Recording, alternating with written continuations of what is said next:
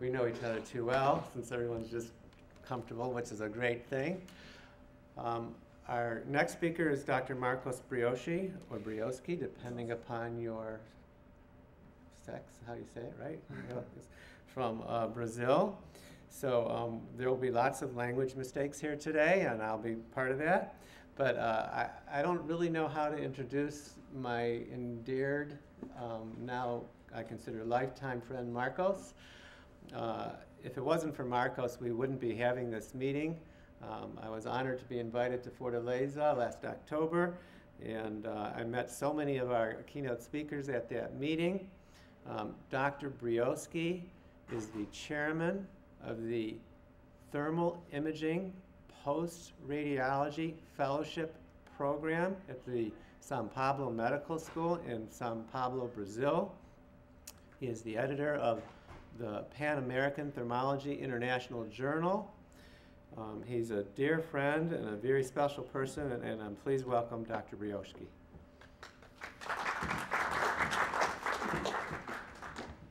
Thank you, Bob.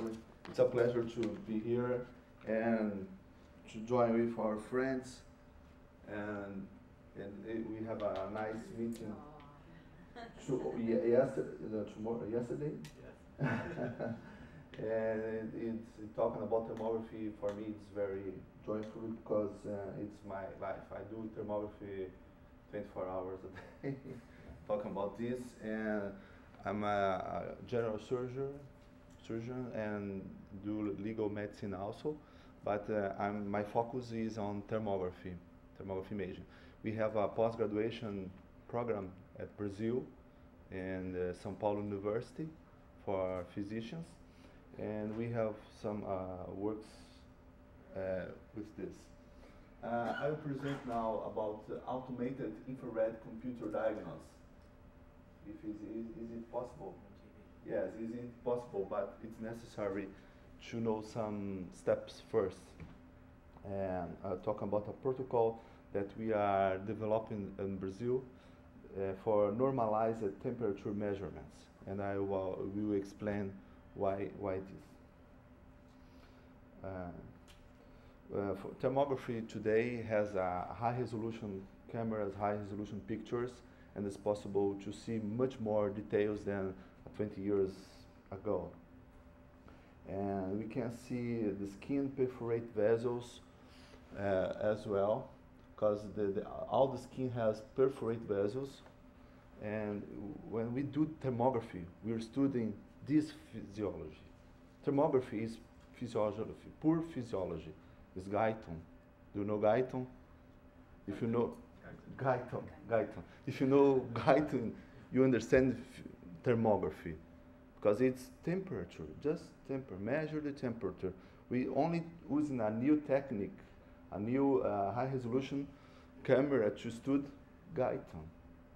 And all the things is there wrote by him, the basic things. Okay, and if you understand how the sympathetic system control the vasoconstriction or the vasodilatation, we understand all the diseases that is possible to see by thermography.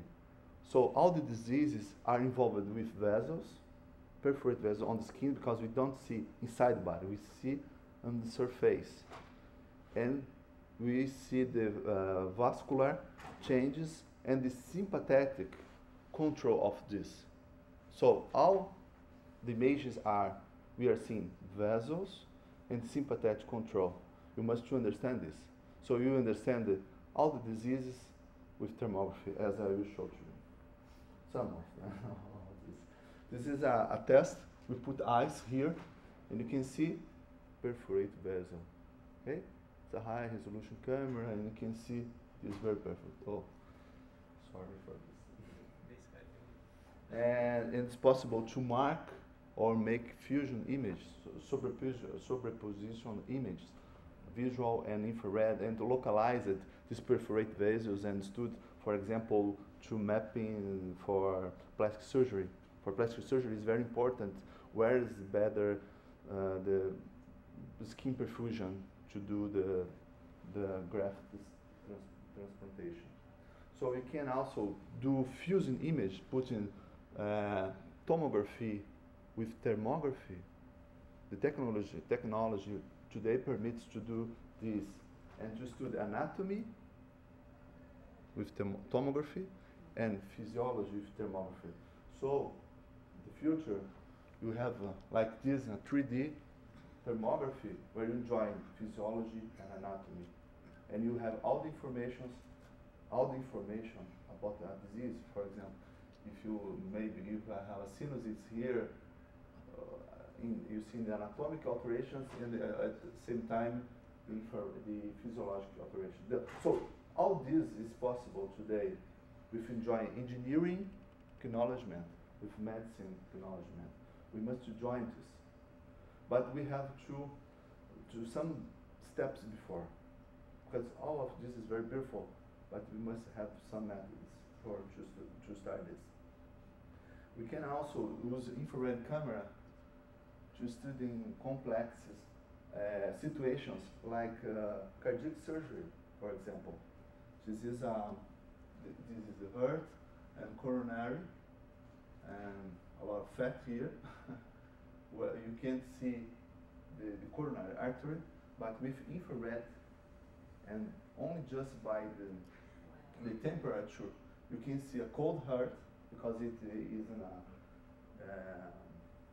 being prepared for this. You can see now the coronary artery just by the heat, no contrast. Our contrast here is heat, only heat. So when you see blood, you see heat. Okay? So these are complex studies that is maybe possible to study with graphics and study perfusion of organs and the skin. Here's another picture in the back of the heart during surgery. But to do thermography, we need control room temperature. And this is a problem because if you don't have a controlled temperature of the room, you have different results. If you do an exam in a cold room at 20 degrees, sorry, I talk in Celsius, as we use Celsius, a low temperature room, you'll be different results from if you have 2 or 3 degrees more. Different, so you have difficult to compare results. This is also another picture of a suspicious image here in the front of the neck, and in this case you can say it's Hashimoto thyroiditis. Why? We can do subtractions just to this. We make a ventilation of the neck and see how much it warms after the ventilation okay, and you can see here the thyroid's metabolic metabolic activity.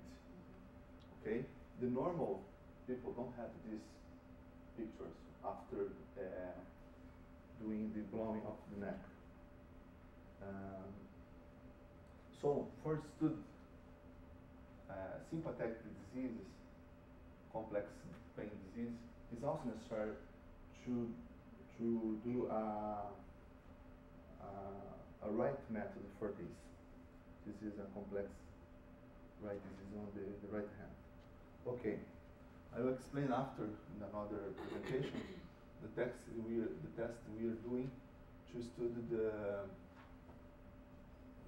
pain, the complex regional pain, putting the hands, normal hands in the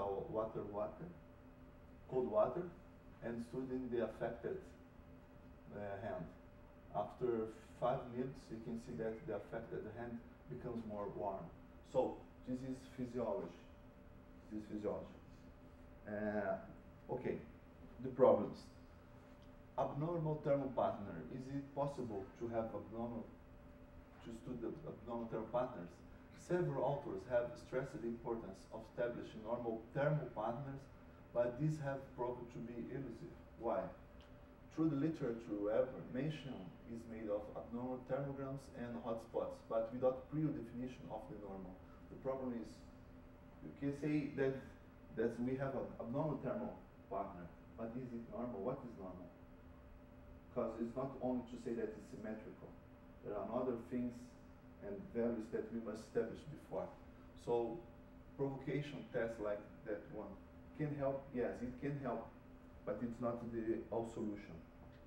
It's another example of provocation test. This is a breast cancer after ventilation.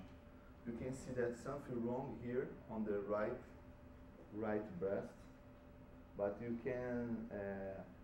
It's difficult to replicate these results and to say that just do the in a group. So another problem, and it's very important, it's the color palette compression. What is this? You see that thermography, all the images are beautiful because it's colors, but why radiologists don't use color image? Why don't? Because this problem, color compression.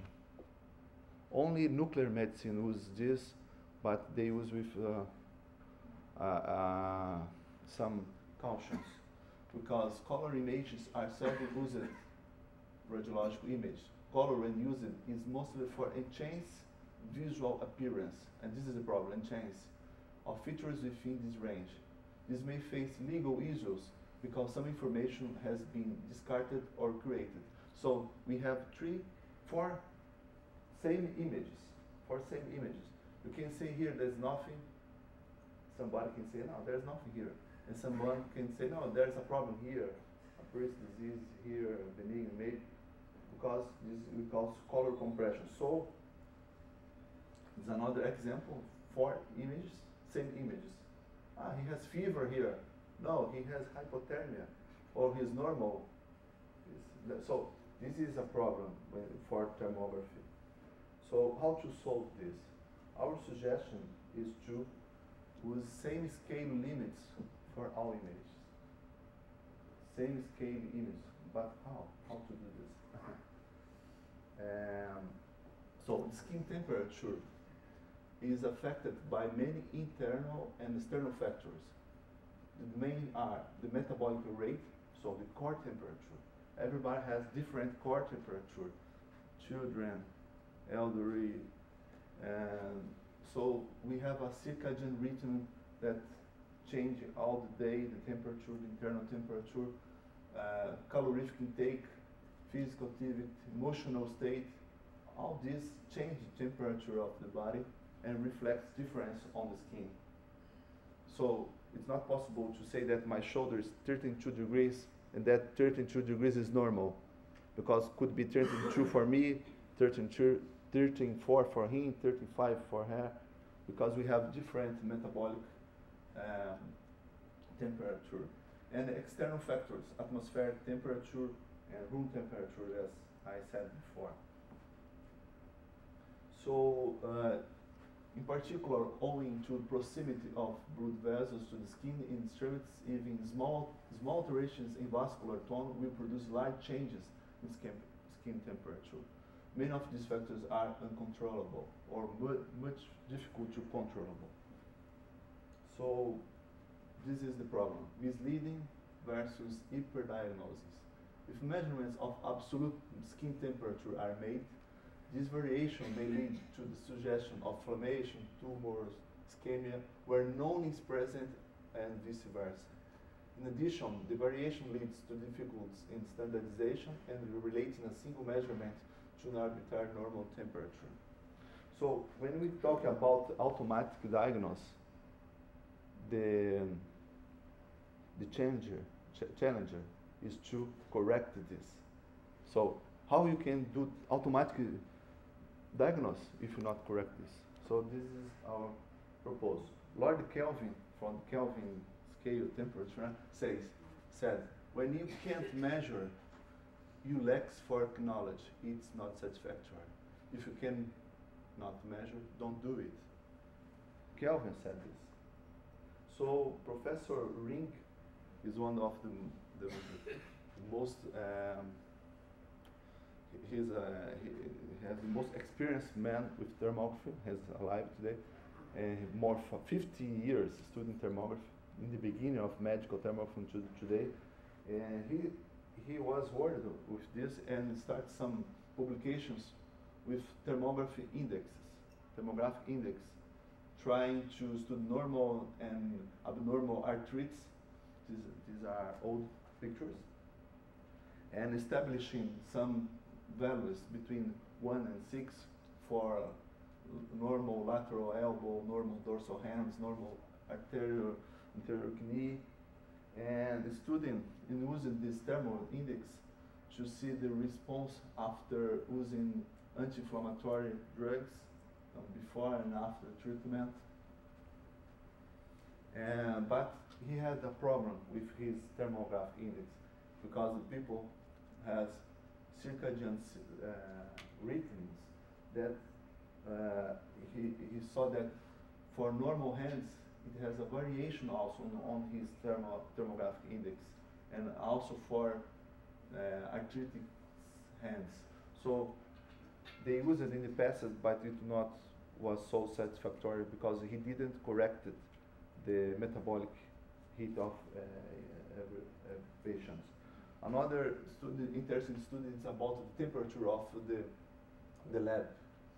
If you have a low temperature in the lab, you have more sensitive with thermography for study pain, and a high sensitivity and low specificity.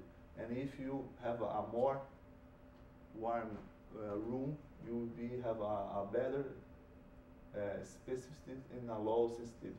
So if you change temperature of your room, you have different results on sensitivity and specificity.